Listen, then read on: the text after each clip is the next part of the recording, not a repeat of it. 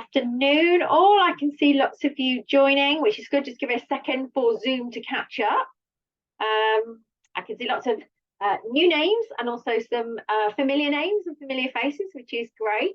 For those of you that I haven't met before, my name is Mel Mills and I work for Big Society Capital. I'm head of social sector engagement. Thank you for joining us this afternoon as part of our Let's Talk Good Finance series. We've done these both in person and virtually all around the country and all around all different types of social issues and topics over time. I'm particularly looking forward to this one myself. This is definitely something that in my spare time I seem to get involved in. I'll perhaps touch a little bit on those afterwards. We have quite a lot of people signed up for this session, but as always, we will have some people who can't make it. So the good news is that we are recording this session so that anybody who did sign up can still get the benefit of listening to the peer stories that we're going to share. So I want to spend as much of our time hearing those peer stories. I'm really pleased that this afternoon we're able to welcome John Haynes, who's the Chief Exec of Projects Manchester, Rachel Lynch, who's the Director of Urban Project, and Alistair Lawton, who's the Chief Financial Officer of the Ledge Inverness. Who said that social investment was London-centric? What I'm loving today is we've got a full range of Northern and Scottish, so out of country examples of how social investment has helped and supported sport-based organisations. We normally do a very, very quick introductions. So what I will, I think, in the interest of time, get you to do is to just pop down in the chat function who you are and where you're from. Particularly if you haven't sorted your, I'm just realising I haven't sorted mine out, which is very nice of me. If you haven't sorted out your name and title, it's always a really good idea to put your organisation in there. That helps networking, virtual networking, and also in case you want to connect with people afterwards. Multitasking, change your mind and getting it right. So yeah, that'd be great. Please do introduce yourself in the chat. That would be great. Whilst we are doing that, we're going to start this session the same way that we do with every session that we run like this, and try and get some sort of understanding in the room how we're feeling about our understanding of social investment. So we've got two questions for you. We're going to need to use Mentimeter. So you can do that in two ways. You can use your phone or you can use another browser that's open. You can go to menti.com or you can follow the link that Olivia has posted into the chat. If you go to menti.com, Olivia, will you post the number, for the Menti? And the first question we're going to ask you to enter is to rate your understanding of social investment. So between 1 and 10 at this moment in time, how would you rate your social investment? Oh, Chantal, I like that. Multitasking, as always. There's always people got multiple hats on. That's what we tend to find in these sessions. So good to see you. Great to see boxing represented as a discipline. So one person in so far. Please don't feel, we have lots of people that don't know what this is yet, and I can tell you once you put your answers in, where we normally start as an average at the beginning of these sessions, and then we will try and revisit this towards the end. Yeah, Olivia's put the Menti code in at the bottom, so if you went to menti.com, you need the code 33365940, and if not, you can just follow the link that's on the screen. We've got 6 people logged in so far. We've got 24 on. So I will hold until we have better representation. So we're sort of north of the mid-centre mark at the moment, 9 people in. We do have quite a lot of social investors, so we hope their knowledge is probably northwards of the midpoint. But it's quite normal and usual for us to end up just below 5 in these Let's Talk Good Finance. So we often have people from social enterprises and charities that perhaps heard the words, not quite sure whether it's relevant and how it might work for them. And that's the whole point of Let's Talk Good Finance, that we can explore if this is an option for your organisation. But about half of the participants in, perhaps I'll just hang on, perhaps if we can get that number. Is anybody struggling to get in? Please do shout. We'll move on to the next question. Particularly keen to get all social enterprise charities. Olivia, perhaps you can always give us an update if more people log in afterwards. So we're on to our second question, which is, what are you hoping to gain from today's session? This really helps, both in terms of the questions that I hope you're going to ask later, me being able to recommend any resources or other relevant case studies, and also from the rest of the attendees looking to see what other people who are here today are looking to gain. It might be that you have a particular discipline, you're interested to know if somebody else has used social investment for a boxing club, for instance, or it might be that you have some other specific question. Always really helpful for us to know what reasons you're joining for today. So knowing what is going on elsewhere, that's always good. I'm always definitely looking out for information on that. I'm sure, speaking on behalf of some of the social investors, there's hoping that there might be potential organisations out there that they might be able to support and work with. Understand more about social investment processes, particularly logistics, timeframes, capacity requirement, eligibility. All really good questions. I hope that we're going to get to those as part of the questions. If we don't, I'll be sure to round those up at the end. How is social investment in sports different from other sectors? Great question. And particularly about the business model. So again, I will make a note to make sure that we come back to those things. So we've got logistics and we've got business models. Everything. I want the knowledge to help us move forward as a sports club and help others who work within the sector. Yeah, there's definitely this piece about sustainability. I know that's a real challenge for many organisations. I was at my sports and social club meeting on Monday night as we're all facing a range of different cost of living challenges. Case studies of successful investments, we're definitely going to give you those. How sport and social investment works in hand, not something I've seen lots of examples of. Interesting, because actually it's probably one of the business models and disciplines where there are lots of examples, so I'm sure that we're going to give you that today. Okay, yeah, so there's some more awareness pieces. And Olivia, would you scroll down for me so I can just have a look at the bottom ones? Potential investments are growing our network. I'm sure that would be something from the investors. Interested in seeing whether anyone is interested in scaling up or financing for interventions that are proven to be successful. Okay, so there's a definite link here, and we're not doing sport in isolation. This is very much linked to physical and also physical activity and also mental health and well-being as well. Lovely. Okay, we will definitely endeavour to get through all of those things in our session today.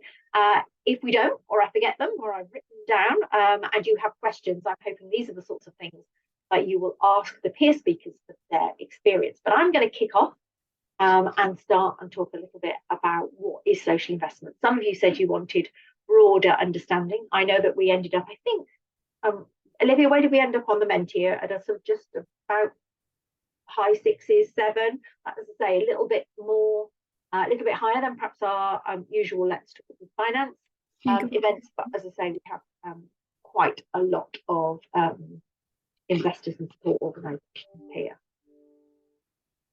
Okay, so let's talk about what is social investment and the role of social investment. So what is it? I said to the speakers, I always like to get any elephants out in the room very quickly.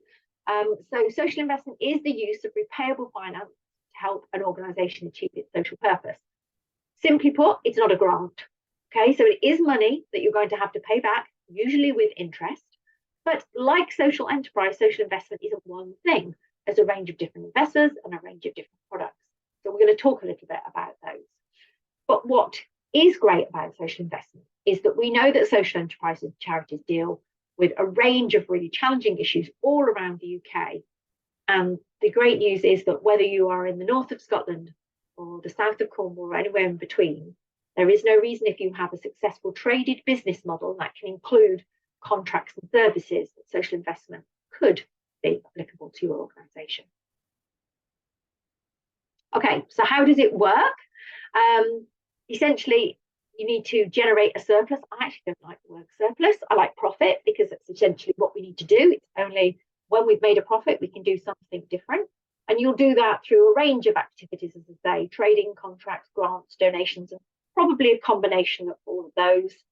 When you borrow money, you then use that profit or surplus to repay the investors. And social investment, we often use this analogy, sits alongside donations and grants in your financial toolbox. Now, I could talk all afternoon about how social investment works.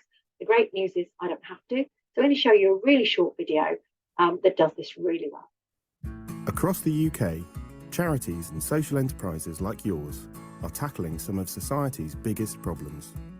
Maybe you've set up a coffee business to give people the skills to get back into work, or are running a nursery and using the profits to support local parents. Whatever your mission, you'll need money to help with cash flow, to grow your organisation, or to buy an asset like a new building. You might even need finance to kick-start your new venture. And that money could come from traditional grants or donations, or as a loan from your local bank. One option is to get that money from a social investor. That social investor could be an organisation or an individual, and you can borrow their money or offer them shares in your organisation. But what makes a social investor different? Well, they don't just want to see a return on their investment. They want to see their money being used for good, helping you to keep delivering your social mission. Sound good? To see if it's right for you, check out goodfinance.org.uk.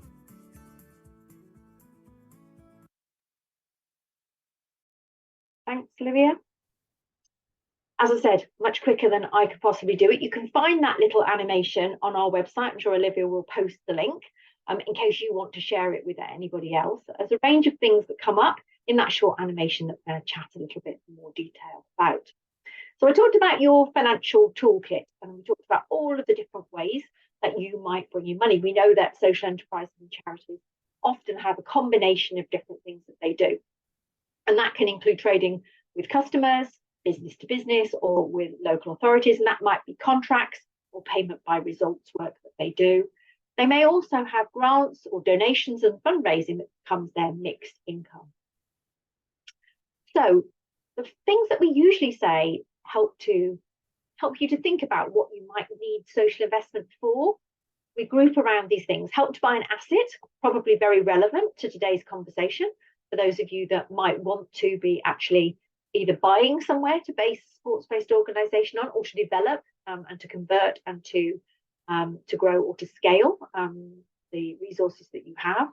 You might want to deliver a contract, particularly for somebody else around some sports or wellbeing activities. You know, it says kickstart your organisation. We're not saying that you can't use social investment to start your organisation, but it's often the more challenging or difficult money to get hold of because the risk is not yet proven. One of the reasons where grants sometimes often helps do that proof of concept work. To grow your work, perhaps you've already got one service and you want to deliver lots more, perhaps around something like gymnastics, maybe you want to put on lots more classes and you need to do some development, or you have some innovative new service or product to bring to market. And it's probably fair to say that in terms of the types of money that you might want to arrange, particularly in larger asset-based purchases, so when you're buying a football club or renovating or a building, you might use a combination of these tools depending on the circumstances. Okay, so the three things that you need to think about are, what do you need the money for? We very quickly went over those things. So you're going to have much more detail, but it's probably really helpful to think about it under one of these buckets. Repayment. How are you going to repay the money? So where does your income come from? Because you're definitely going to need to explain that to any social investor so you can put together a business model and a cash flow forecast of how borrowed money could be repaid. But very importantly, and around that question about what makes a social investor different, what social impact will you create? So yes, social investors want their money back with interest, but what they are really interested in is how is their money going to make a difference? What kind of impact are you going to be creating?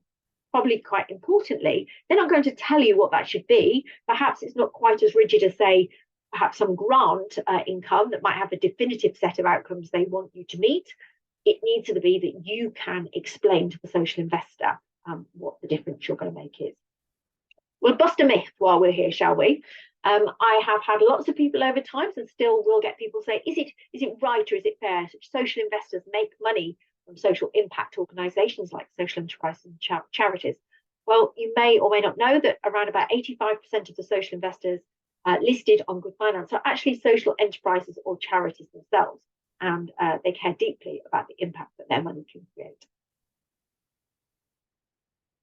So now we're getting down to products. Do you remember I said that social investment is not one thing? You often find that social entrepreneurs and charities can get their heads around borrowing money, and what they really want to do is get to the Z on the list and find out who can lend them the money. But actually, not all social investors provide the same type of lending, so it's really helpful for you to have at least a broad understanding of the different types of products available. We tend to divide these into two main types. So you have debt, which is loan. Okay, a bit like you might get a car loan or something from your local bank if it's on a personal basis, or equity or shares. So this is when an organisation sells shares to invest in. Now, obviously, you need to have a governance structure where there are shares that you can give away. And there are only a limited amount of organisations like KIC Limited by Shares and community benefit societies, registered societies, where that might be the case. And there are two main ways of getting social investment, either from individuals, and you might do that for things like crowdfunding or community shares using some of tax reliefs or angel investors, or through organisations such as social banks, trusts and foundations who perhaps do grant and repairable finance, and specialist social investment firms. Some of the ones perhaps you might have heard of before, like perhaps Big Issue Investors. Actually, we've got a range of them on the call today. I feel like somebody from the BBC where I'll have to say other types are available. I think they've all introduced themselves.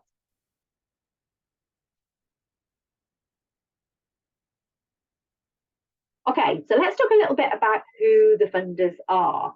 We talked about the different types of funders and where they sit. So I usually use a monopoly board analogy. If you see the arrow across the bottom of the screen, you'll see that traditional investors, so high street investment banks that you might see are at the far right. They are looking for a financial return.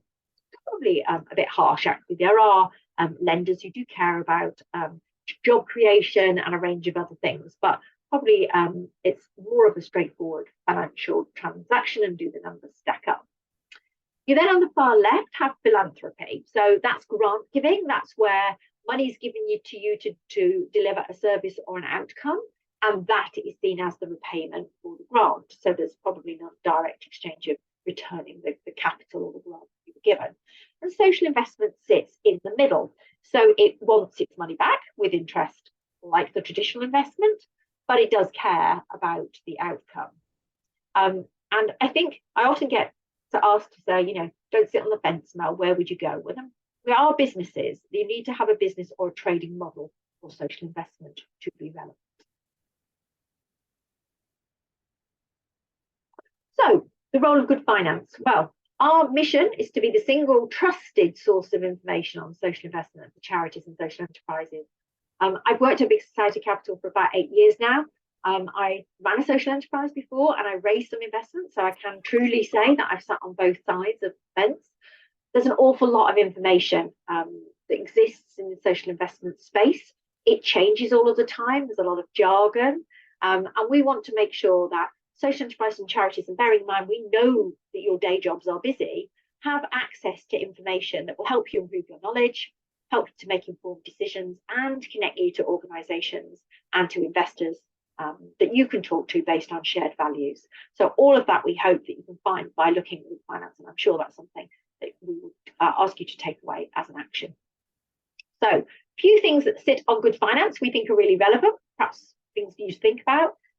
In the animation, we said if you want to find out more, have a look and find out is it right for you. We actually have a diagnostic tool that you can go through, and just in a very few minutes, I think it takes less than 5 minutes, you can at least get some sense of whether social investment might be right, and it will point you to investors that you might want to start to check out. We have a fund mapper that, again, if you just want to look from a geography or from a social issue perspective, you can see who is investing where and what type of funds they have available. We have a jargon buster. I told you all about the jargon.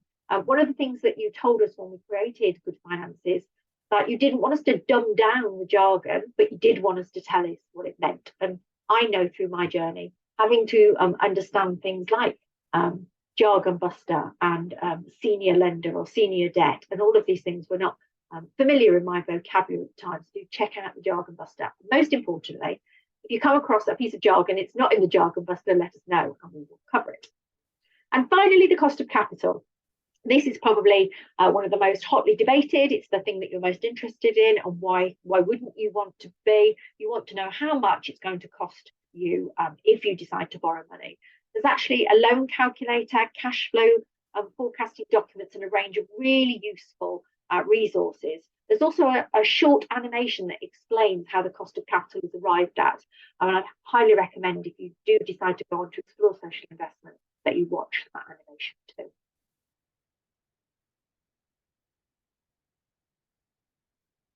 Okay, so I said it would be a whistle-stop tour, but I hope that I've just given you, in reflection, what social investment is. So it's money you have to pay back with interest. What you might use it for. You need to have an organisation that has some trading income with some surplus or some profit. What you might use it for. So one of those 4 or 5 categories: buying an asset, cash flowing a contract. That is one of the most common uses. Who provides the money? And what type of money that there is available. And hopefully that Good Finance can provide some more resources. We're going to come back to some of those questions that you asked, but we're going to get to the main event now, because I know that you haven't come to sit here and listen to me, and some of you will have had to listen to me previously. So the things that all our Let's Talk Good Finance attendees tell us is that the peer stories are what make these events. So I'm delighted. We're going to start off with John Haynes, who's the Chief Exec at Projects Manchester, and something I have actually had the benefit of visiting and seeing. So we're going to hear John's story. He can tell you all about what Projects Manchester is, how they've borrowed investment, and what their journey's been. Over to you, John. Thanks, Mel. I'll just share my screen.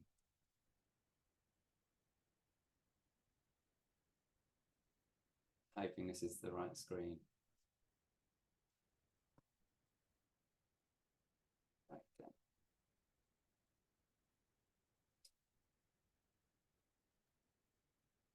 Yep, that all looks good to me, John. Excellent. So, hi everyone. It's really nice to be here today. My name's John Haynes, and I run an organisation based in Manchester city centre called Projects MCR. We're based in a very unusual location underneath a motorway flyover on the edge of the city centre and on the edge of one of the city's most deprived areas called Ardwick. And I've been running this skate park and this organisation, well, the skate park at least since 2004 and the organisation since about 2009. And the goal of the organisation, we're still working on who we are and what we're about, but essentially it's transforming community through skateboarding. As I've said, we run this skate park. It's one of the largest managed skate parks in the UK. It's certainly one of the largest outdoor concrete skate parks in the UK. It has a cafe, storage space, a meeting room, and it's very popular. We have about 25,000 visits a year from primarily teenagers, but we have a growing number of adults. And we also reach out into the community through schools work. So we have a large team of coaches who do these remote sessions in schools across the region. At the moment, I think we're doing about 20 schools a week, and the goal is by the end of this year to have 40. And that's largely where we get our income from. People pay to come and use the skate park, and the schools pay more often than not to have our coaches come in and deliver after school classes.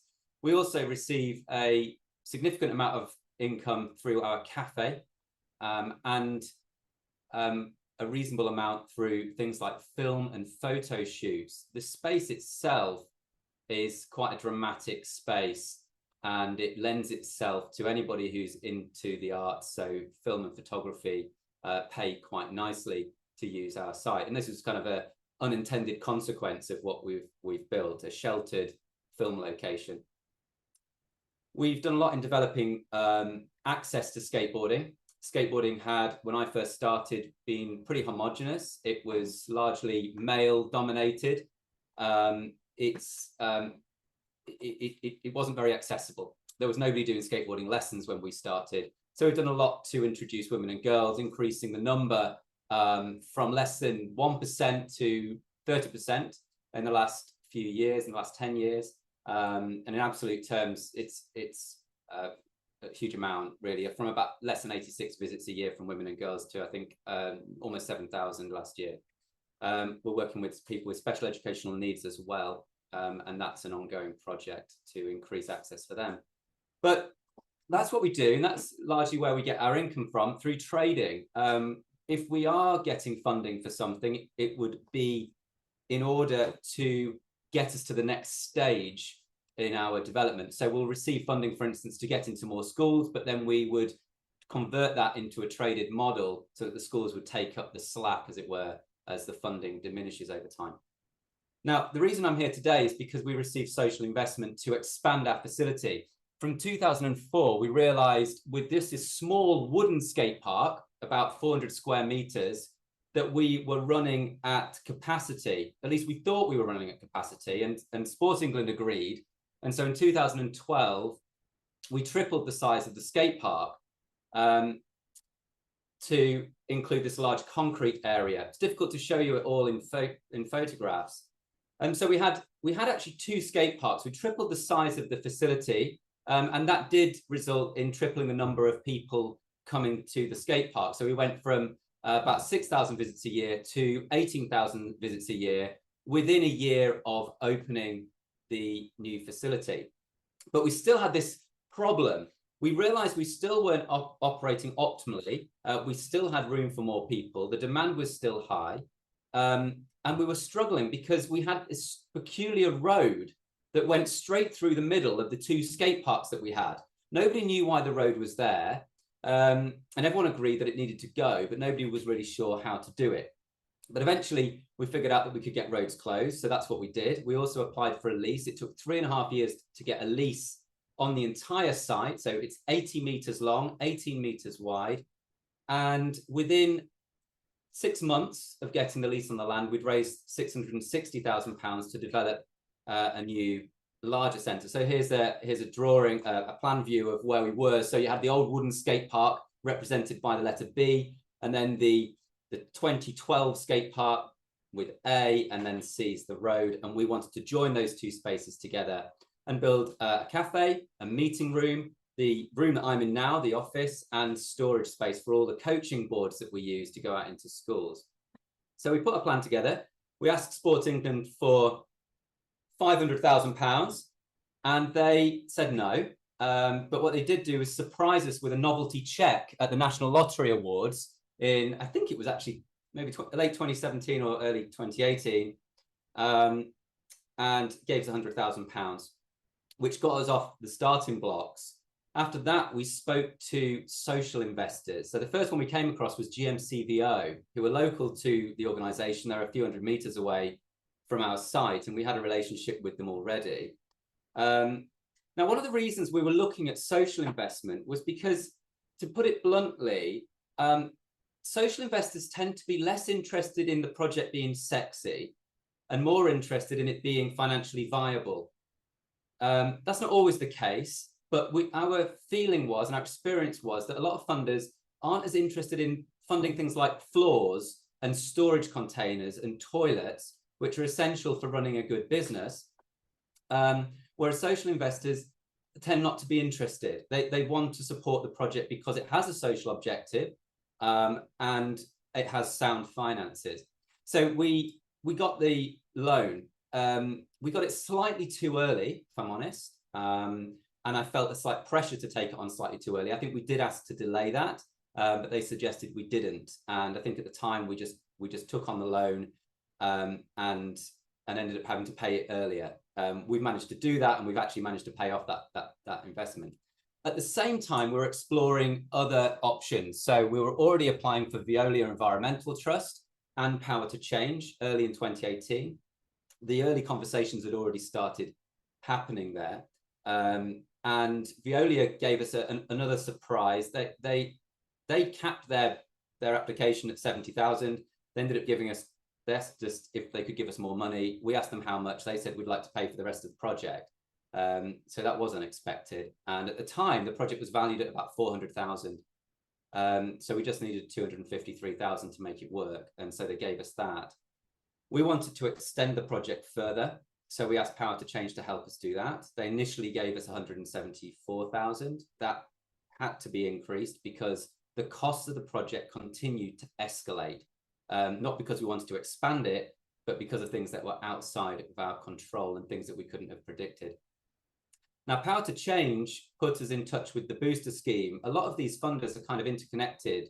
It's not clear to me exactly how they are, but it's generally through the cooperatives movement. So the booster scheme was an option for us. They match funded our community shares offer.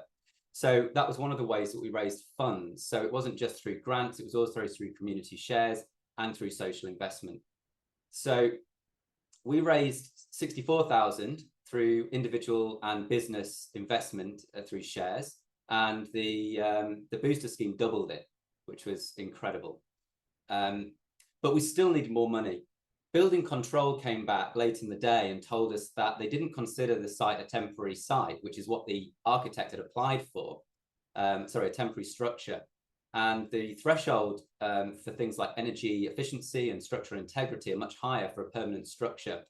So we had to go back to the architects and to consultants and to the people building our containers to ask them to make all these changes that building regs required, which increased the cost of the project from about £600,000 to £1 million. So that's when we went to groups First Arc and to the Co-op Foundation. First Arc was the highest rate of interest of all of the investors that we went to. They were 8%. But again, the business case looked very sound. They were happy to give us the money, to lend us the money, and we were happy to take it on. And we felt that we would be in a good position to pay them back. Co-op Foundation was the best of all. They provided a loan of £40,000 and a £10,000 grant. It was a year interest free and no repayments required for the first year. And then for the next 5 years, it was 0% interest, just repayments. After the 5-year period, then it was a rate of 2%, flat rate of 2%. So projects has managed to, we got to the point where we wondered whether it would ever happen, because some of the problems with the build were so significant that we really weren't sure whether we would ever get through them. But we actually did manage to complete the build, as you can see. And we opened in the middle of the pandemic, August 2020.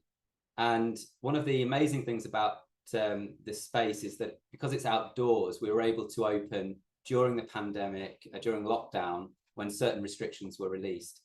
So we had an enormous influx of people that really helped to support the initial payback of these loans. So as I said, we've managed to pay back the GMCVO loan. We're still working on the others. We're expecting to pay back First Arc in 2025, and I think Co-op Foundation in 2027. I actually haven't been timing this. How long did I have left? Sorry. You've just got a couple of minutes. Okay. Well, I just wanted to speak briefly to the timescales on the social investment. Somebody did mention that they were quite interested to know what that was like. Some of these social investors had been on our radar since 2016. That's when a lot of this started to come out, and we were networked fairly well. So I was going to a lot of talks to hear about social investment, to get a better understanding of it. So once we did put an application in, it usually took around 6 months before the money would come through if we were successful. We did find social investment easier to get than bank investment. We tried the charity bank. We really thought the charity bank were going to give us the money. They gave us the strong impression that they were going to invest in what we were doing. But because late in 2018, when we really needed the money from them, our finances were looking pretty poor, because we were pouring so much money into trying to get this project off the ground. It was not looking good on the bottom line. They pulled out. So well, that was one of the reasons why we turned to First Arc and Cooperative Foundation, the Co-op Foundation. So yes, it can be quite a fair lead time on these processes, and they do come back a lot and ask for questions to make sure that you've got everything in place that's necessary to ensure that all the business projections you've given them are accurate. But we have a strong team. We've got a chartered accountant on our board and who works for us. She's our accountant, who's able to do very strong projections. So we've got quite a good team amongst us to be able to put together the finances that we need to give security to the people that we're asking money from. So I'll leave it there. And if there are any questions, I'm more than happy to answer them either on this session, or if you wanted to email and ask me any questions outside of this, I'm more than happy to discuss what we went through in more detail. Thanks, John. Actually, there's so much in there that you covered that came from our questions, and I'm sure we're going to get more of them, but all of the things around the timing and how that's key, how different investors are relevant at different stages. I'm sure we'll have questions about why the money costs what it costs for different people, and we should have. That's a discussion we should have. And also things about risk, and then the age-old question around due diligence, which we'll definitely get to. I think what we'll do is we'll move on to our next speaker. While we're doing this, please do feel free to pop into the chat any questions that you have that you're thinking of, for some of the ones that we've perhaps gone over, you're really interested in, or things you want to know. And when we get to the end of the three speakers, I'll go back to the chat, but I'll also I'll invite people to come in and ask those questions as well. So, okay, let's carry on. And Rachel, over to you. Tell us all about your organisation. Hi guys, my name is Rachel Lynch and I'm the director of the Community Network, which is a community interest company based in South Tyneside, Tynemere. And we actually have two sites. So we have one site which is a community centre, and then we have the Urban Factory, which is where we received our social investment, and that is what I'm going to talk to you today about. And before I start, I just want to say thanks to John. That was really, really insightful. Actually, I learned some of more things on that as well, so thanks for that. So the Urban Factory is a 13,500 square foot old manufacturing unit that we have converted with social investment and some funding into a bespoke training facility for cheerleading, gymnastics and parkour. So quite unusual activities similar to skateboarding, not your traditional sports and not often things that you would find funding for. So I'm hoping that I will be able to inspire some of you who might have non-traditional sports or sports in general to be able to seek investment and move the businesses forward, because at the time that we received our funding, we were told categorically that cheerleading does not get funded, and that was a big fat lie, because we did.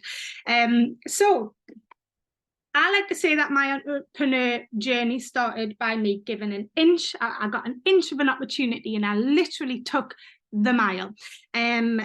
It started out that I'd actually set up a cheerleading team. So my degree is actually in dance. I've got no business background whatsoever. So if anyone's really overwhelmed by everything, like when I say I didn't have a clue at the start of my journey, I didn't have a clue. Like I had no basic knowledge. It just came naturally through it, and I learned. And I knew that I had a mission and a vision to help young people in our local area, particularly young girls. That is my mission, to create change and opportunity. I set up a cheerleading team and we were just working out of a community centre and everything was great until I got an email. I should say the community centre was attached to a big school. So like little community centre, big school. And I got an email off the head teacher saying, can you come and see us? And I was like, oh, what have I done? You know, like, what have I done wrong? Why am I getting summoned to the head teacher? Anyway, it turns out the community centre was going to be closing down. And she basically said, Rachel, you know, you're in here, you're dynamic, you work with loads of girls, you're well known in our area. Do you fancy taking it on? Sure. what do I need to do? And she said, oh, you just need to write a business plan and we'll put it into the council and it'll be a transfer asset and all of this. Okay, great. How do I do that then? You need to do it by Friday. It was Wednesday, no problem. I'll have that to you. I will take on this community centre. Went home, Googled how to create a business plan. I mean, that's where I'm talking I started in life, okay? And just to let you know, we turned over £1 million last year, and that was within 8 years. So if I can do it, guys, you can do it. But I did have an awful lot of help along the way, and that is through funding and social investment. And I couldn't have done that and been in that journey without having done that. So obviously, after a short period of time, I did take over the community centre, learned my way around how to take on an asset from the community centre and whatnot. And after about a year, I started to apply for funding. So I was very, very conscious at the start that I did not want to rely on funding to enable my business to move forward and to sustain itself. And that is my first point of learning for any social businesses, is to be able to sustain yourself through your own income generation. And that has been my beacon of light in being able to then apply for further funding and further enhancement and investment that has allowed me to grow the business. So for the first year of operating, we just managed the community centre, took in rent from community groups, built our network, and then after that we started to apply for small amounts, you know, your general awards for alls and things like that, until I got in contact with a company called North Star Ventures that at the time were offering a grant, and the grant was almost like to allow you to invest money in your business without having to repay it, to see if it can have a big impact. And I was able to receive £30,000, and I added an income onto the business of £100,000. So again, it's about being able to demonstrate that if somebody is able to give you money, what can you do with it? How can you sustain yourself? And what is the impact that you can have on the local community? So for us, that £30,000 was to invest actually in some childcare at our community centre at the time. And I was able to use that funding to increase by a member of staff. We were able to double the amount of young people that had come into our childcare, and I was able to increase the money that was coming in. So the grant allowed, the non-returnable grant allowed us to demonstrate that we were able to generate our own funds and become self-sustainable. So that was our first step in really growing and understanding this model that was give us money and we'll make more money. And we'll be able to demonstrate that we can then confidently repay any money that any social investor was able to then give us. And we got to a point actually a couple of years ago before COVID where funders were then contacting us and saying, here, we've got a little bit of a grant, what would you do with it? And that is a great position for a social enterprise to be in. So our investors did come back, because obviously we do have a unique story. And she just said to us, look, Rachel, if we were to give you some money, what would you do next? What would I do next? Well, and I felt like, you know, a little kid in a candy shop that had just been given this opportunity. She was like, just tell us what you would like to do next. You know, your community centre is at capacity. You've done great. What would you do? And I said, do you know, and I had to be honest and say what I'd really like to do next is create a full space for sport for young people in our area, to be able to take my cheerleading team and grow into it, but also use other sports in the area that might not be where I am financially to be able to house them. She said, go away and put something together. So I was back in that position where I'm having to write now a pitch that I'd never written before. But I gave it a go because my heart was in it and I knew it was something that I had to do. So I pitched the concept of creating this huge multi-activity centre for young people in our local area, working with sports that would build confidence in young people, but also aren't your traditional sports and aren't as easy to access. I, by chance, Parkour UK had just become not long registered a national governing body with Sport England. So I was able to confidently match myself up with a local sport and some local parkour coaches and say, look, I've got a vision. And this is what I want to do. And my vision was to create this huge multifunctional facility. And I wish I had the slides to be able to show you the space now, but what we've been able to achieve is phenomenal. And when we opened on our first day, we had 80 cheerleaders, and we now have 800 young people attend our program and 700 additional parents attending our preschool classes. And the reason why we've been able to do that is purely through social investment and the money that we were able to build from that. So we were able to successful in gaining £150,000 from North Star Ventures. Sport England were then able to top that up by £50,000. So we had a budget of £200,000, and then as an organisation we put in around £80,000 to be able to convert this really old warehouse into the facility that it is today.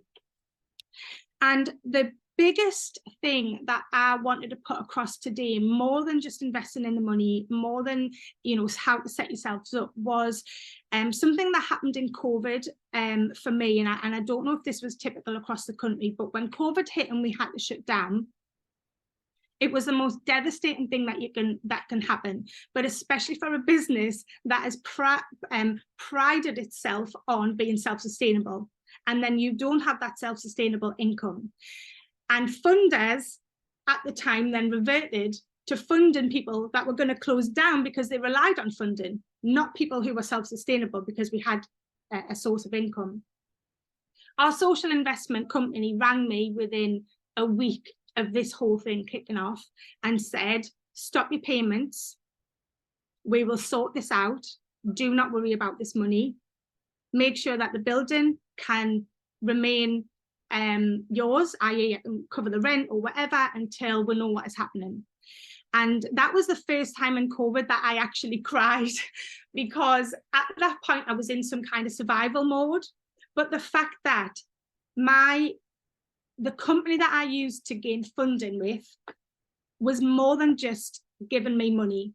They had a heart and they rang me. Like, the bank isn't ringing us to say you can stop your payments. Nobody else is doing that. Your mortgage companies aren't, but the social investment team did. And for me, that's the difference between taking any other funding rather than overtaking funding through social investment, because they have that social element and they actually cared.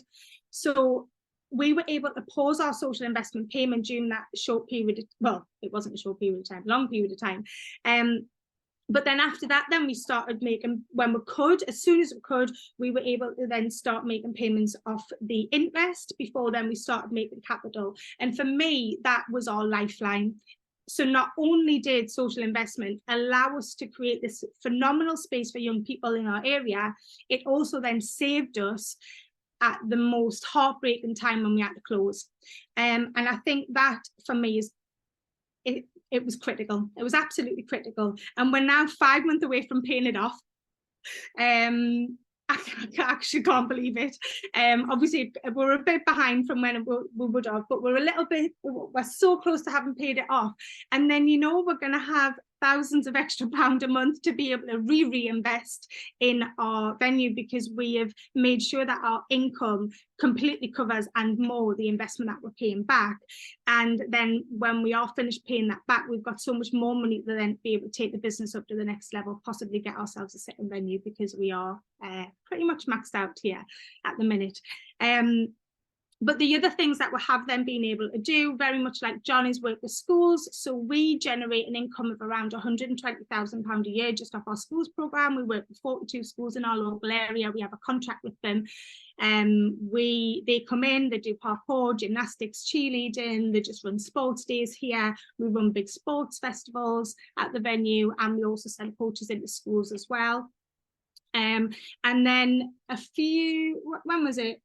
About a year ago, we actually then received some funding from the lottery to be able to convert a dead space upstairs into a cafe. So now we're generating an income off that as well. So I hope that that has helped in a different way, give you some confidence in why social investment is so important for the sports and businesses that work with the community, because for me the biggest difference is that they actually have a heart, they care about what it is that you're doing, and yes, it is money and they do want a return, but they also really are invested in what you do as well. And I think that is pretty much everything. But I mean, I can talk with pine off a donkey, guys. So if you thank you, Rachel. Goodness, I want to go straight over to Alistair, because I know there's another story coming from the ledge at Inverness, but you know, I sometimes when I look at my diary and I think, oh, I've got an event coming, and I've done a lot of these over my time at Big Soda Capital. We must be getting up to approaching 100 of these, I would think, over the 8 years. I've never failed to be inspired, and no matter how dry a day I've had with whatever kind of, I don't know, report I might have had to sit through or things that I need to do, these are always things that remind me why it is that I work where I do. So let's go straight over, because we've done skateboarding, and I have to say, if I could find a photo, I'm sure I have a picture of Olivia on the skateboard, actually, projects and MCR. No, she's looking really, I won't do that. I won't do that to you. We've had parkour and cheerleading, and now we're going to go over to the ledge in Inverness, and Alice is going to tell us all about them. So follow that. Rachel, very so impressive, really, really impressive. Absolutely blown over by that. So my name's Alistair Lawton. I am the CFO of the Ledge up in Inverness. We are a SCIO, which is a Scottish Charitable Incorporated Organisation, very much like having England. I think you have similar thing down there. And I can very much sympathise with John in terms of his story. We are very similar. We converted an old retail unit, a big metal box, into an indoor climbing wall. This was very much our last chance saloon. We had a nice site all lined up down by the marina, supported by a bank and a willing landlord, and we were literally 2 or 3 weeks off starting, and then COVID waltzed in and blew all our plans completely out of the water. The bank got cold feet and said anything to do with leisure we're not investing in. Withdrew the offer loan, and it all just fell apart. So we were literally back to square one. We had a couple of other options with sites. One was too close to a fuel depot for the council, even though every expert we consulted, and there was plenty of them, said there was no way it would ever go bang. It may go on fire. You'd have 2 hours to clear the building. We had an exit in 2 minutes strategy, but nevertheless, the council wouldn't give us planning. So that was another knockback. And we eventually found the retail unit we're in, which is on quite a main thoroughfare through Inverness, so it's quite good. We are quite pleased we ended up here. But yes, it was some journey to get here. And a big part of that for us was the support we had from Tracy at NatWest Social and Community Capital. Them coming on board gave us the credibility to get other money in, so we could approach grants, and it was all a complete house of cards.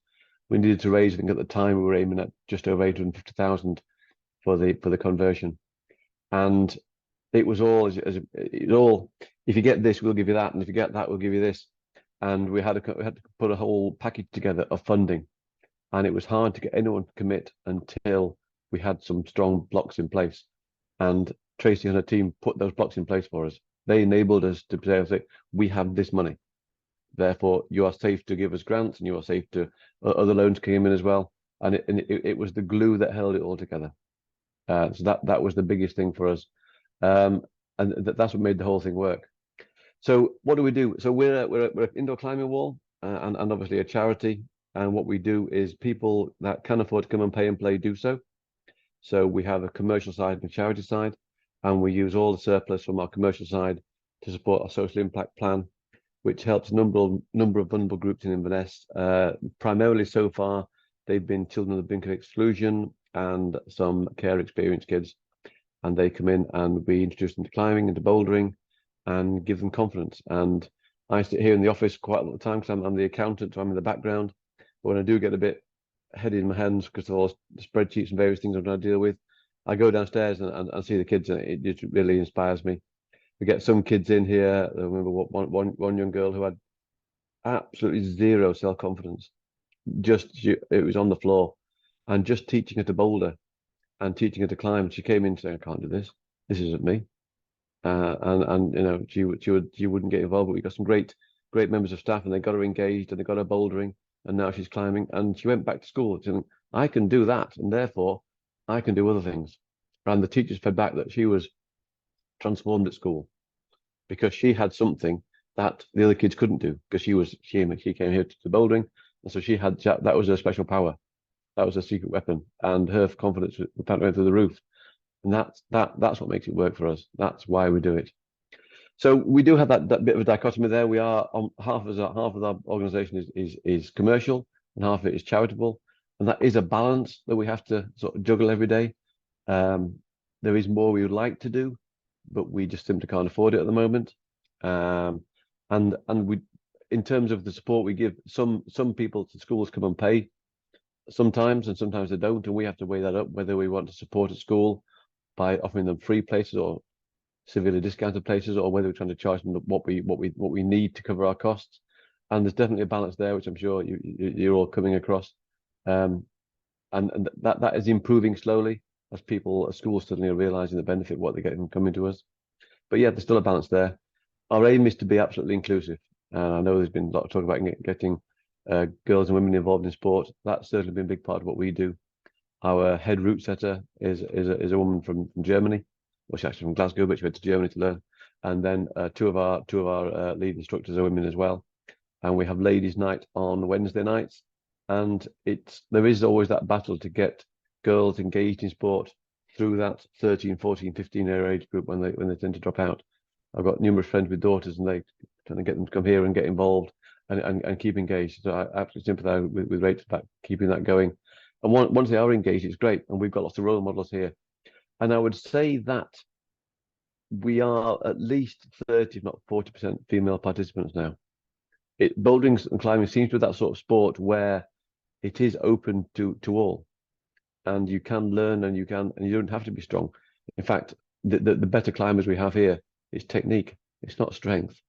So that they come and women are great at that flexibility and that technique, and they're really good examples. So we get young schoolgirls in, and they see women climbing, and it inspires them, and they get involved. So we certainly try to be inclusive on that way. And we have certain climbs set up for disabled climbers. We got a couple of young lads who come in who do have disabilities, and we get them climbing. And we have rigging for a wheelchair abseil. We haven't done it yet. We've only been open 4 months. We haven't had the opportunity yet, but when we designed the building, we had that in mind. So we have bouldering, we have lead climbing, we have a gym, we have a cafe, and we have a retailer called Alpkit, who some of you may know, in the building. So that all works really well together. We all feed off each other. So people come to visit Alpkit and they see the climbing. People come to the climbing, see Alpkit. Everyone visits the cafe. So it all spins around really well together. So yeah, I mean, as far as our funding goes, we have a mixture of grants, we have loans, we have some SITR funding. So I think our debt is about 40% of our overall package we put together. And very much like John was saying, when we were building, the costs just kept going up. I know they never go down, but we got hit by COVID again. Suddenly the transport of steel went through the roof. Certain materials became very expensive. All the builders' prices suddenly went up. So we had a fight there as well.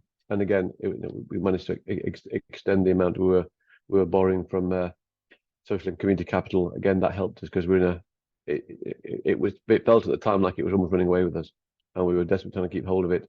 And we eventually nailed everything down and got through it. So we've been open for 4 months now. It's been a tough 4 months. I won't deny that. And we've still got a long way to go. We are still very much hand to mouth, and we expect to be certainly the rest of this year. But we are definitely growing, and our reputation is expanding, and we can see our numbers increasing every month. So we think we have a relatively rosy future on that. We do work with lots of other groups locally. We work with Barnardo's, Social Services, Police Scotland, lots of primary schools, lots of high schools. There's a thing called Third Sector Interface up here, who is like a conglomerate of various other charities. We work with a local rape and sexual assault help group. They come in, and UHI and Climbers Against Cancer. Some of these groups just want somewhere to come. That's not a cafe, that's not a church hall, that's certainly not a police station. And they want to come in and just use the space to meet and to talk and maybe do some bouldering and then have a coffee afterwards. And that works really well. We have one group that does that, particularly from the Highland Hospice locally. And they have a Crocus group, which is aimed at supporting kids who've suffered a bereavement of either a sibling or a parent. And again, the last place they want to go to is the hospice. because that's obviously got long sort of memories for them. But they do like coming here, and they come and they do an hour's bouldering together. Then they sit in the cafe and they just share their experiences and they talk amongst each other. And so it's not really we never had that an idea when we were building the place, but it seems to be a great venue for groups to come and meet. Groups who haven't got anywhere obvious to go can come here, and because bouldering's open to anybody, anyone can boulder. So they can come along, do a bit of bouldering, and then have a coffee, and it seems to work really well. So our website is theledgeclimbing.com. So if you're ever this far north, come and visit us, let me know, and I'll have a chat. That's what we do. Lovely, thank you, Alistair. That's great. One of the things I'm sure people will be interested in, if you're happy to share, is how much did you actually borrow? Because I know most, there's always this this myth about, social investment only has to be for organisations that are borrowing a lot of money or have been going for a long time, and you've already talked to us about that. So we have a 150 loan from social and community capital, and then an additional 100,000 of overdraft, which is to support our cash flow. Okay. And we have some other small borrowings, but that is by far the biggest one. We have another 25 from the council and a 25 from DSL, which is a micro lending company. Great, lovely, thank you very much. Well, yes, I mean, from bouldering, and I think it's just quite fascinating, really, how all of these different sports. I was thinking about all the different disciplines, and this comes back to one of the questions that we were asked right at the beginning about, would this work for me, and what's different about social investment in sport. I'm not sure whether it's different, but one of the things that we often say around the use of social investment is, what business model do we know that social investment can support?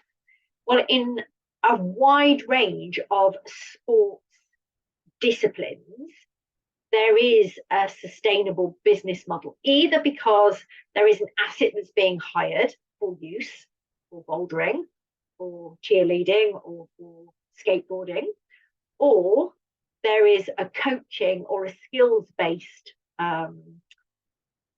service that you can charge for. Again, you've all given that. So I've actually got at the end of this a range of other examples, but just off the top of my head, I can tell you that as well as the ones that we have here, and actually there are a few examples of gymnastics based, of climbing based, and of skateboarding organisations other across the country. But there is cricket, football, hockey, sailing, swimming, lots of community pools and lidos. So, there's a whole range of different disciplines to which social investment can apply. One of the questions that I was just going to ask all of you, because it came out and we've got a question here that this will be relevant to, and I'm not sure if you all covered, so apologies if I missed it, but it would just be helpful if you could just talk about what's your governance structure, because that informs the type of money that you can take. So, John, are you a community benefit society, or are you some other form? Yes, we're a community benefit society. Yeah, with an asset lock. Okay, lovely, thank you. So I'll get Olivia to post this, because again, this is one of the most frequently asked questions we get about what is a social enterprise, and there are 9 different legal structures you can exist underneath this. But essentially, a community benefit society is a type of cooperative, and it does give you the opportunity to issue shares, and there are a range of those. I'm sure Olivia will pop in. We have a really handy tool just about the different governance structures and how they apply to social investment. Alistair, what governance structure do you operate under? We're a SCIO, which is Scottish Charitable Corporate Organisation. We couldn't be a KIC because of the asset lock, and we got some funding from Sport Scotland, and they wouldn't invest if we had an asset lock, so we ended up being a SCIO. Okay, so for the English equivalent, this would be a CIO. And I am a director of a couple of things in Scotland, so I know the Scottish landscape quite well. There is a slightly different classification of what makes a social enterprise, particularly around asset locks in Scotland, particularly informed by any public or government funding. So slightly different perspective. And Rachel? We're a community invest company. You're a KIP. Limited by guarantee or by share? By guarantee. Guarantee. Okay, great. Well, that's brilliant, because what that shows is you don't have to have one type of governance structure to be able to access investment. It does influence what type of money you can take, but that's really, really useful. So thank you very much for that. I'm just gonna, I took some notes while you were all talking and just reflecting on some of the things that I think we can get to. So the stuff about timing and the time scales that it takes to raise the money. There's lots about the different type of money that's needed at different stages. A lot of you talked about putting together different packages of funding. And Rachel, you covered some points about that, so I want to dive into those. The bit around how social investors work together. I haven't had one yet. I'll be really surprised if it doesn't come up. Is you talked about the cost of capital and different types of capital, and what I want to go over why it costs, what it costs from who. Lots about the sustainability of the business, and there's some questions in here about outcomes and income, and also about the support that a social investor can have. But I think the thing that my reflection is, and again, having run my own social enterprise, is that this method of cross subsidy, of doing something and charging one customer at one price to be able to cross subsidize other services, is not uncommon in a social enterprise model. And it's often how we manage to make our business models work. And probably one of the reasons why sometimes more traditional investment organizations don't understand quite how our business models work, and because they think probably more in terms of straight profit rather than marrying that with the social impact. Okay, right. Let's start with a question that I have. And what usually happens is I get a few in the chat, and then once people get warmed up, they sort of all start pouring through. If not, I've got lots at my disposal, but that's what usually happens. And then I usually end up having to rush to catch up to get these all done. Okay, so we have a question around equity investment. So I'm interested to know how social equity investors work. And would they expect to see the return through dividends, or would they eventually want us to sell our social enterprise to get their money back? So, John, community benefit society community shares are slightly different. Do you just want to talk about how the community shares piece works for your organisation? Yeah, so we got some support from the Hive, which is a kind of pocket of the Cooperatives UK, and worked with a consultant to get the community share offer off the ground. We worked with locality, or a consultant from locality as well. So we had these two different consultants. One was working on the standard mark, which is like a quality control mark for community share offers. And the other one was helping us actually create the offer. So putting a video together, ensuring that the business case looked strong and was secure. And gave all the relevant information to demonstrate. Really, one of the biggest things was to demonstrate to any investor that they might not get their money back. In fact, they might lose their money. There is a genuine risk of that happening because it's not a secure investment. So what we offered was a 4% dividend at the end of each year. And actually last year, I think it was last year, we decided as a board that we couldn't afford to pay it. The economy had dropped so badly at that point, we were really struggling. And in fact, we actually asked for a loan holiday from a couple of our lenders, who granted us that. So yeah, it was really a tough time. In fact, the last 12 months have been very difficult. It seems as though we're coming out, although this economy at the moment seems to be fairly unpredictable. But yes, so you have the option as a board of directors to say yes or no as to whether or not you pay these dividends. There's nobody has a controlling share, so you can only nobody has more than one vote. Cooperatives work on a voting basis, so the members will vote on who becomes a board member and can vote on certain other decisions as well. But the board of directors essentially controls the organisation, and then it's run by the CEO and the team below him, or her. So yes, we had I don't know, I think 72 shareholders. Some of them were entities like businesses, so some private businesses, some charities. We even had a church invest in what we were doing, and then some random anonymous people who just gave us, a significant amount of money. we just weren't expecting. And you could keep pushing this as well. We use crowdfunder.com, and you can have a target, and then if you exceed the target, you can then push for a secondary target. I think we did that 3 times, and each time it was looking very close to not achieving the target, and then suddenly we'd just get there, and then we'd try and push for the next one. In the end, I got worn out, so we just kind of called it a day, because it does get very exhausting. I was putting it to somebody like this: when you apply to a funder for investment, or for grant funding, you get rejected, and you kind of go, okay, fair enough, we got rejected. When you get rejected by the entire world, it kind of feels kind of different. No, everyone hates us. But yeah, we did okay. 134 grand was a big success.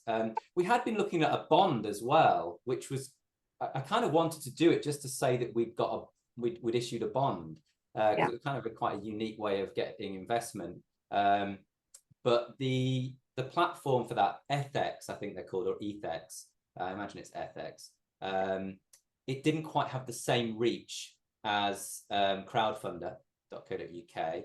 And Crowdfunder, I think, had links with Power to Change and cooperatives, and I think there was a kind of tie-in there that made it seem like the more appropriate option for us. Lovely, thank you. So just so that you know, and Olivia has posted that link in, and we've got a shout out actually. Thank you very much for our legal structures course that Finance provides. So if you do want to know a bit more about the actual different legal structures and how they apply to social investment, we do actually have an online learning course now that you can do to find out more, mainly because it's one of the most frequently asked pieces of information we get. But just so that you know that for community benefit societies, community shares are probably one of the most patient forms of equity. They're not usually transferable. The dividend, as John says, you can specify whether you are or are not going to pay a dividend, whether there is a cap or a threshold at which they will be paid. And generally the way that people invest in community shares are usually because they care about the project. They're not necessarily looking, they perhaps want to secure their capital, but not necessarily looking to get a great amount of interest or what back. I have some community shares in a range of different things. So do my children. They love them when they get them for birthday presents and all sorts of things. And you can use community shares. They're often used for things like community pubs, community clubs. Actually, community football clubs quite often use community shares. And so there are lots of benefits to having that, but it's probably in terms of managing that as a piece of governance and setting up a community benefit society is, for instance, slightly more complicated. It costs a little bit more money than it would be to set up other models. And this is why deciding what governance structure you want to have is relevant to the type of money that you're going to go forward and raise. Now, we had another question here from John. Hi, John. Nice to spot you again in here about equity investment. So I'm going to talk about equity a little bit different to community shares. So this would relate either to community interest companies limited by share, which is actually by coincidence the type of organisation that I ran before, or it would be a company limited by share, which would, I suppose, wouldn't be recognised under the traditional social enterprise structure, but where we might call them something like profit with purpose. They might be a B Corp. It would be, they would have put within their mission and articles some kind of social purpose. And I suppose the way that you see equity in this slide is much more like your Dragon's Den. So I'll give you X amount of money for X amount. And there are ways in the social enterprise space, things like golden shares, making sure that not one person has more say than another. There are ways to construct investment using equity. John's question is, how do you find them? And is there enough of it? And I love it actually when some of my attendees, thank you, you're answering their questions for me, which is great. So you can find them on Good Finance, which is brilliant. But I think it is generally fair to say that equity investment is not the easiest thing to find. There aren't lots of providers and suppliers. That tends to come from either trusts and foundations, or there are some particular specialists. So in England, you've got Sumerian Partners. In Scotland, you've got First Fund, which is part of First Port. But then you do have other investors who do tend to do equity investment, or perhaps equity-like investment. I'll come back to that term in a minute. Why is there less of it available? Because essentially in equity, you're going to tie your capital up for a fair amount of time. And yes, you have to find some way to be able to extrapolate the money so you can repay the person that invested. So this question about, would you expect to sell the business? I think it was other climbing. Yeah, Emily. Yeah, do you have to would they expect dividends? Yes, often they would, but again, that's up for you to put together as part of the investment prospectus or offer. But yes, in pure equity, there has to be some kind of exit to enable investor to get their capital back out should they wish. But they usually have a term over which they do that. So let me just talk about equity-like.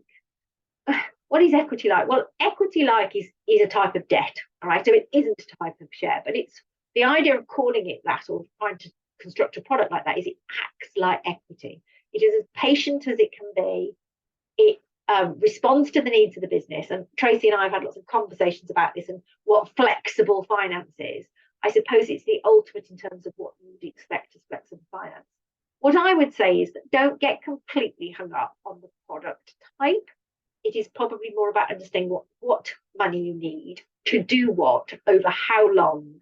And then it is about trying to match with the type of investor. And this, I suppose, brings me to the next point that was raised, which is all around outcomes and impact, I suppose. And Chi, do you want to come in and actually, it's your piece of guidance and advice here and how you talk to people about thinking about social investment as money. Do you just want to share your wisdom? I'm sure they're fed up of listening to me by now. It's hardly about sharing wisdom. It's more about, because I work with both the supply side and demand side players. And quite often when I speak to the demand side players, so the potential beneficiaries of social investment, I quite often get the sense that people feel you're just asking for money and you have to sweeten the package to make it as attractive as possible to the people with money. And I always say to people, the most successful examples of social investment I've ever worked with are always deeply relational, not transactional. So you, as the potential beneficiary of social investment, you have to do your due diligence of the types of investors you want to get into bed with, because it's a deeply relational thing. And if it works, the added value is enormous. They don't just give you like loan holidays. They quite often proactively work with you to problem solve. I've seen social investors come in and just open up new markets to the social enterprise that the beneficiary organization would never have thought of in the first place. So don't think of it as a supply of money. Don't think of it as a transactional thing. Go for the relational aspects, find the match, and so many doors open up for you. Fantastic. Thank you very much. You've definitely steal my last slide there, but I'm going to give you a little bit of this isn't my wisdom. This is something somebody else said, but I think it really encapsulates what you've just been saying.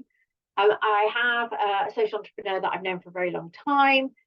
He runs a community interest company based out of the Midlands. He's very skeptical about taking social investment on in the early days. He's done it more than once now, I have to say. But I remember him saying to me after the first time, I felt I had to kiss an awful lot of social investment frogs before I found my social investment prince. I think what he was saying is exactly what he said. You have to find the right investor for you. In the early days of social investment, I found that people just tended to come across another social investor because they're at the right event. And that's not a bad thing. That's a really good thing. Tracy and her team and some of the team from SIB that I know are here are out and about and talking to people. And the social investors are very well connected and will send you to another social investor if they're not the right one.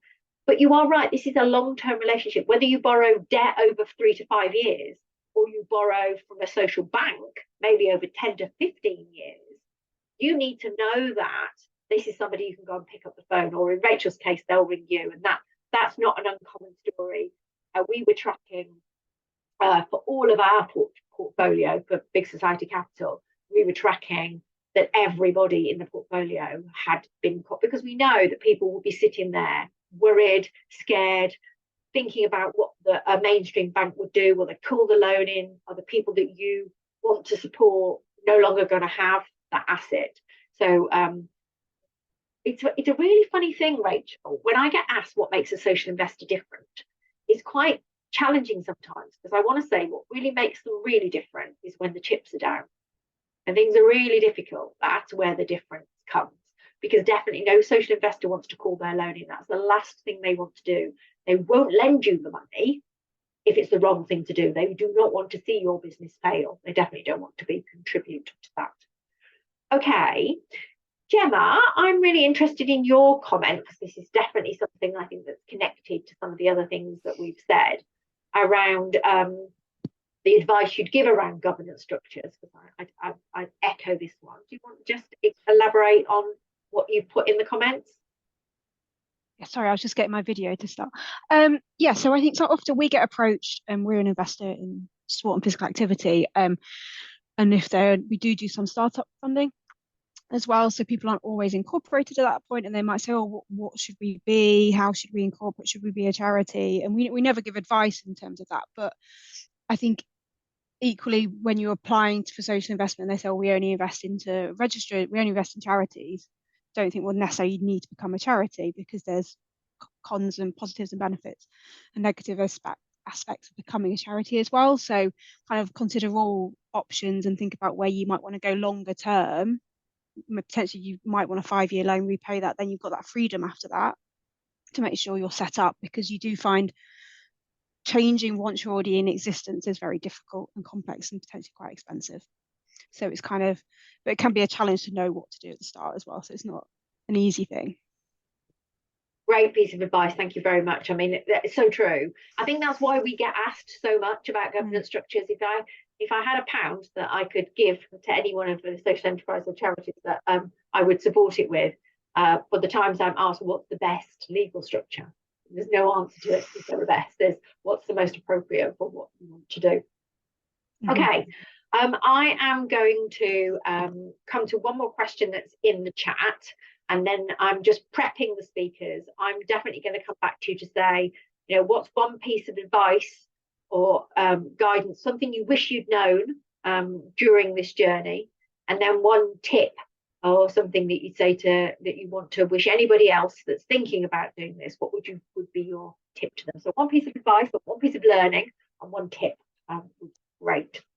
So the question that I was going to ask again, I'll ask the question and see who wants to come in, is, and it probably might be different experience actually, but for some of you, because there's newer, older organisations, and then Rachel's story of how she got into this. But it's a question again that comes up quite a lot, which is, how does moving from grants to investment, either moving from wholly grant dependency or to a mixed, you know, when grant comes in and then there's no more grant, how do you shift as an organisation or for your project? How do you make those shifts?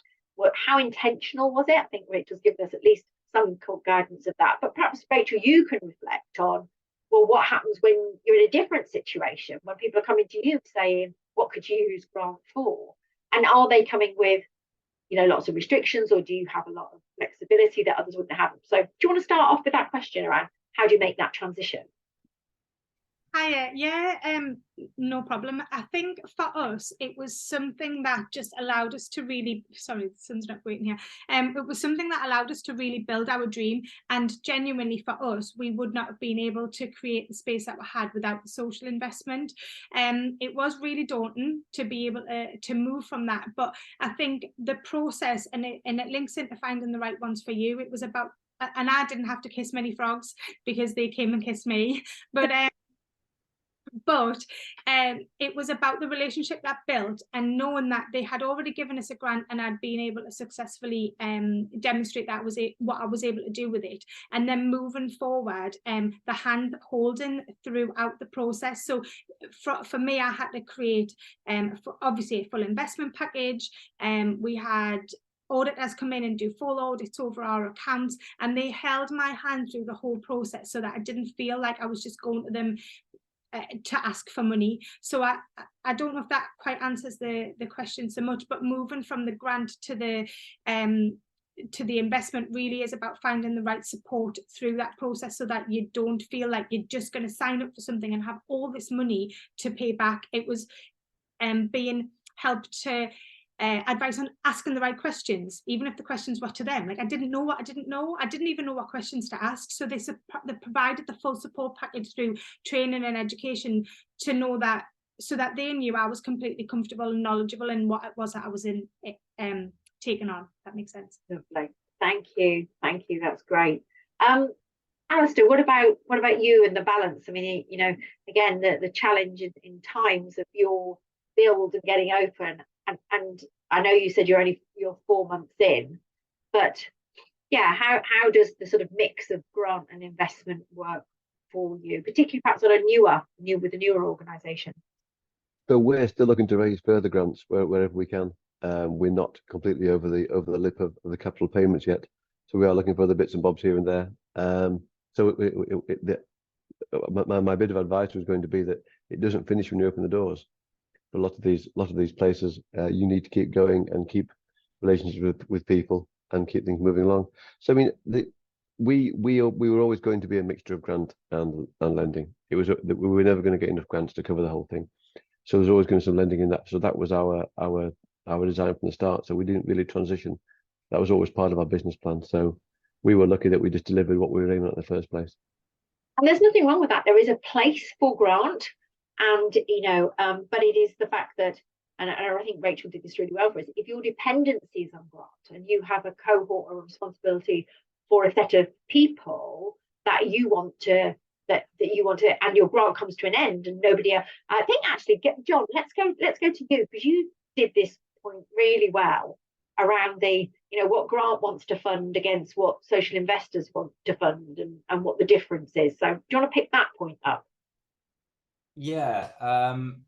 When we spoke to the charitable funders like Veolia, Power to Change, for instance, there seemed to be more of a desire to fund the things that you could take photos of and they're going to look fancy in the photos. And I do think less so for the social investors. I just don't think they're as bothered. That they're interested in a business that's going to make sense, because they're in it at least in part for the money, for the return on the investment. This isn't a purely philanthropic gesture. So yes, that's a big factor, and there's a flexibility there and an honesty there. You know, as far as the kind of transfer over from trading, somebody asked me that earlier. I did a direct reply to them actually accidentally, but I think you've got to find the value in what you're doing. And I think as a social enterprise, sometimes we can be there's a tendency to move, if you see charity and I suppose capitalist mentality as almost in a spectrum, you know, we can err towards the more charitable side of things and try and price everything towards zero. And I think that for us, we certainly did that for the first few years of operating this facility. And it wasn't until the council actually, who were supporting us in the first few years, said, we're going to stop giving you any money. That was early 2012, I think. But we were forced to think of ways of generating income. And when that pressure happens, you really do have to think hard. Also things like cutting costs when things are getting tough. But I mean, that's getting into the kind of advice section, really. It's, yeah. And I mean, I don't know if that answers the question, but that was my experience of dealing with social investors versus charitable. They're all very supportive. But I think there's a greater flexibility with the investors, the social investors, but there's also a greater risk as well. Yes, and I think that's actually, I'm going to come to that point about risk and cost. So it is often that when people ask me what the difference is, other than one's money you don't have to pay back on one's money that you do, it is the fact that grant often comes with more strings or more terms and conditions, more things that for that charitable organisation who will have charitable objects, they need to hit or to tick in order to give that money to you. With a social investor, there's a lot more flexibility. It does matter, but you know, as you say, it's sometimes easier to get that money to do those things, which are not the projects or the new ideas, but actually the core nuts and bolts of the organisation. that need to keep going. So I thought I would come to this point as I think it's probably one of the first events I've been at where nobody has asked the question, is around the cost of capital and also the risk. And I think what we need to be really mindful of, and John, you did a great example of setting out all the different types of investment you'd had, how much you'd had, how much it cost, is that money doesn't cost the same from everybody because it depends where those people get their money from. So if you are borrowing from a trust and foundation, or the money is philanthropic at root, so they don't have to pay back an investor, they can usually afford to take more risk and essentially take a subsidy in the return. If you are borrowing from a social bank, charity bank being a good example, they can afford to take less risk. So I'm not surprised actually, John, with your about them not being able to do it, because most of their money, not all of their money, but most of their money comes from other social enterprises and charities. It's their deposits that they are investing. So whilst when you take money from a social bank, sort of in an equivalent as you might do to a mainstream bank, you're taking the least risky, usually secured form of debt. And it's usually, barring some of our current economic issues with the interest rates, it's usually the best value type of lending. I don't like saying cheapest, but it can be, not quite such a straightforward picture at the moment. If you are borrowing from a social investment intermediary or a fund manager that's borrowed money, could be from Big Society Capital, it could be from another organisation, it could be for individual investors or high net worth investors, they will need to think to price that capital for the level of risk that they can take. What do I mean by that? It means that for any investor, they will have some people who might not pay back. And so they need to think about that across the whole lending. And that's why there's a difference in the costs of capital. And I do, again, remember somebody saying to me, well, the problem is now, I thought it was too expensive. And I asked them to tell me what too expensive meant. They told me a number that they wanted to borrow at, and I asked them what they'd been offered it at. It was a difference of about 0.75%. I asked them if they'd shopped around. I asked them if they knew, was there anybody else in the market that would lend them to? And I asked them what the difference in the monthly repayments would be. And at the end of the day, the only person who can decide whether you should take that loan is you and your board. But I am confident that no social investor will lend you that money if that's going to break your business. And they will stress test along with you some of those scenarios. What happens if X happens now? Not many people were able to stress test for a pandemic, which is why it was a slightly different scenario. But you've already given us some great examples, John. You know, when you say ask for a capital repayment holiday, talk about whether interest rates restructure or reschedule. Tracy and I have talked before about one deal they've done that's had many multiples of restructuring. Any social investor doesn't want to do that on every deal, but you know, if that is possible, Tracy, that's right, isn't it? We talk about that. Yeah, I'm heading to London next week for Variation 21. 21. So flexibility, I think, is what you often get. And again, you did this so well, and so did you, Rachel, that when you borrow money from a social investor, it's about more than money. It's about the relationship you have. It's about the support that you get, which is often not factored in terms of the cost. And it's also about the fact that they invest in people. So they invest in you and your team. And that is often what will convince a social investor alongside the business plan, this is the right thing to do. Okay, I'm going to finally thank the peers for all of their time, wisdom, experience and inspiration, but not before I come back and ask you for those two things, which are, what do you wish you'd known and what tip would you give the audience? So, Alistair, you've given us the one, so do you want to go with your other? I've got another one as well. So I've actually got three things to say. First, one of the benefits of going with social community capital for us was they've set some metrics, and if we hit those metrics, then our interest rate goes down. So do ask about that sort of thing. So my tips are, it will take at least twice as long to organize the finance as you think it will, if not 3 times as long. And that's no one's fault. It just does. So be aware of that. And the thing I would say, the other thing I would say is be open with your investor.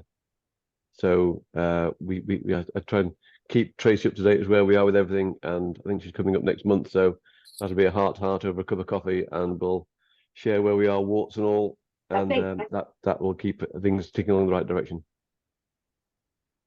Lovely, thank you, Alistair. I mean, there's always that peer support, I think, is so important. Rachel.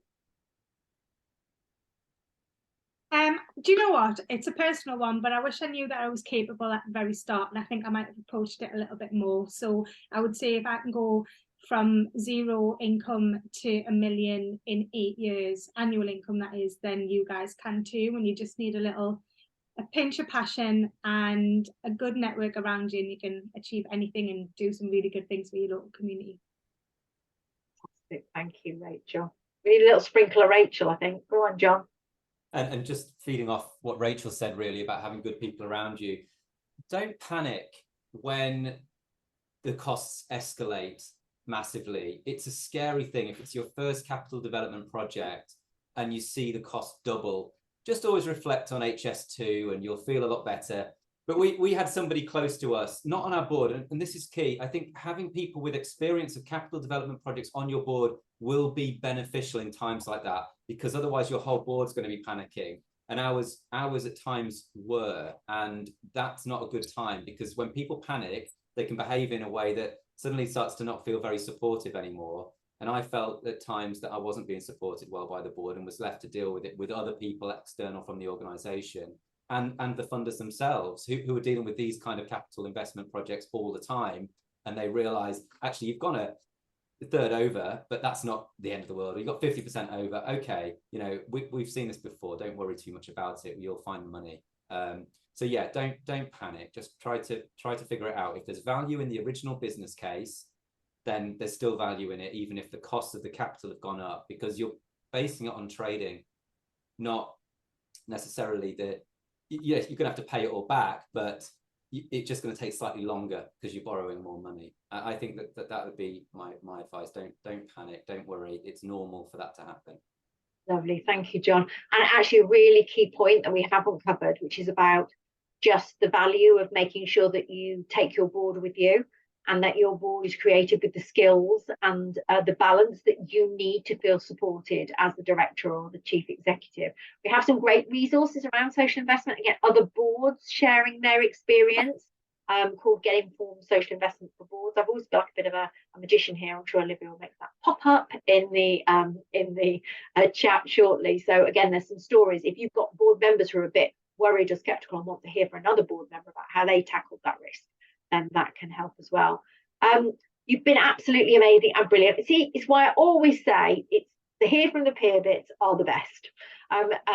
Thanks for your time. Thanks for your stories. I'm so glad we've recorded these. If we've not got your case studies, we will be following up afterwards. I'm going to ask those that are still on the call, we won't take until 3 o'clock, but we've just got a couple of bits to finish off, not the least that I'm going to be able to whiz through my last slide because you've all done it perfectly for me, which is great.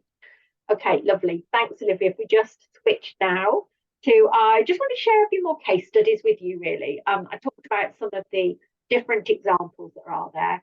We'll, all of these are available on our website, but just in case there's a sport discipline out there that really interests you, I just wanted us to give you some more reassurance. There are other organisations like the Central YMCA. So there's a lots of YMCAs that you'll be aware of. This was actually in central London. This has one of the largest pools and wellbeing venues, and they work extensively with people, particularly people who have been homeless. It is a large organisation, this, and they have borrowed long-term money from Charity Bank to do over 25 years to a really big capital investment project.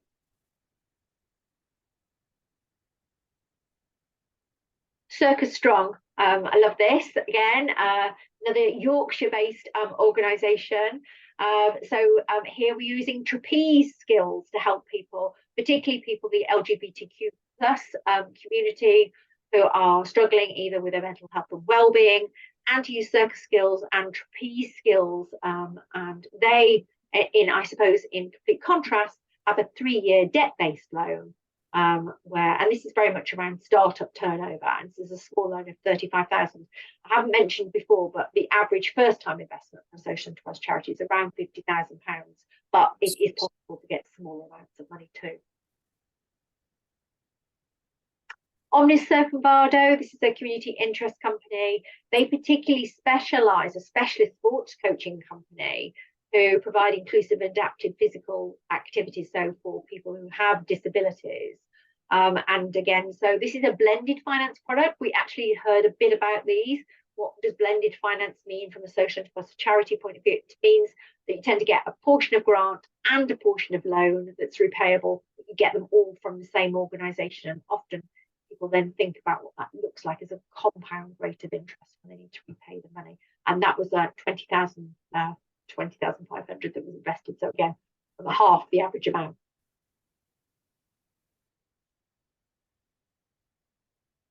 And then I told you we would have another one. So Tumble Gymnastics and Activity Centre. We had some of our colleagues from Sport England on. There is actually a specific gymnastics, British gymnastics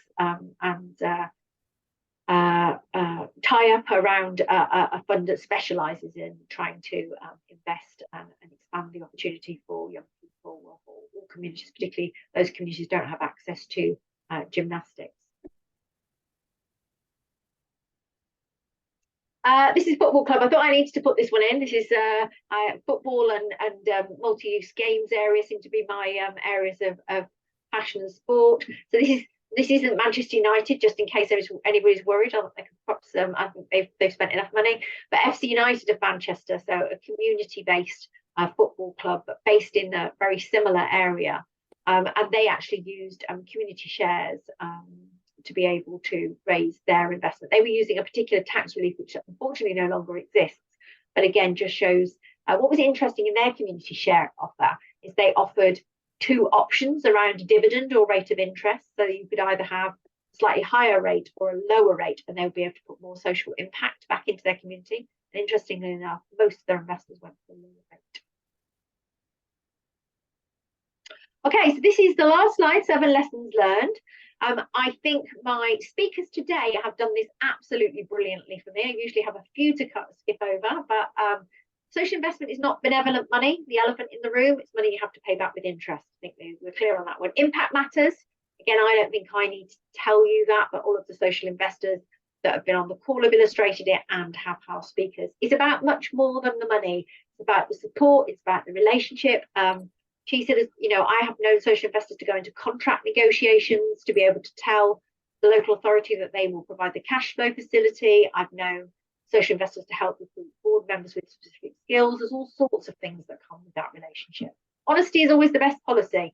So when Rachel was sat there with her head in her hands, or when many people that have taken investment find that it doesn't go according to plan, Tracy would not be on her 21st verification. It went according to plan. Social investors are aware of it. Don't be frightened. It's not like the relationship perhaps with how we think of mainstream banking. The first immediate response are going to be to call the loan in. A social investor can't help you if they don't know what the problem is. Don't avoid them. Don't sort of not put your manager into information. Pick up the phone, give them a call and see how you can work together. Why isn't it cheaper if it's social? So this comes back to that cost and how the cost of capital is arrived at, where their capital comes from. Please do watch the cost of capital animation. I think it really helps you. I'm not going to tell you that I like all social investment to be cheaper for everybody, but then you have to have a source of capital. Somehow this money has to be recycled. It isn't grant. So shop around, have a look, and be aware of the different type of products, different type of investors and where their money comes from, and make sure that you understand how those numbers would work within your business model. Due diligence isn't fun. It does make your business better. I think it was John. Who said social investors, tend to come back and ask you lots of questions. They do, because they need to be thorough in their due diligence. I would also, though, encourage you, if you're asked a question, you don't understand why you've been asked it or what it's going to be useful, ask that question. And I have also known organisations who've gone through due diligence, not been able to take investment. They still say their organisation was better financially as a result of having gone through that process, and then perhaps have gone on to take investment in the future. Have found a couple of people who enjoyed it, but they are a rarity. And lastly, and again, you did this really well, is it always takes longer than you think. I am not going to tell you that social investment won't be able to help if your back is against the wall and your business is in distress, but it's definitely not where it works best. So if you feel that you're going to need investment because you're going to run out of money for cash flow, or you need to invest in an asset, or you're waiting for some money to come in, then get on and do the early contact, because it can take, a social investor might tell you that the earliest decision they can make is 6 weeks, but on average, it can take up to 6 months or much longer if it's a really complicated deal. So I think probably enough from me. I hope that you have enjoyed. We've had some great comments in the session. This is definitely one of the ones that I really enjoyed. Thank you, Gemma, for putting in the dedicated fund details for me. You're also going to find, when you log out of this session, we're going to ask you, you know, that Mentimeter we did right at the beginning. So please, if you could just fill that in for me, that really helps. It helps us to understand whether the detail and the level of information that we are giving is helpful. So please just take a couple of minutes to fill that in. If you're happy, we'll share. There's a lot of contact details going on, but I know Olivia will follow up with the case study pack, with some more information on the tools that we've talked about. And as always, if you need any of us at the finance team, you'll know where to reach us. Thanks so much to John and to Alistair and to Rachel. Inspirational, made my day. And all I have to do now is go back and get on with the day job. But that's part of keeping it all going. And thanks to all the audience for your questions. And we'll see you again at Let's Talk Good Finance soon.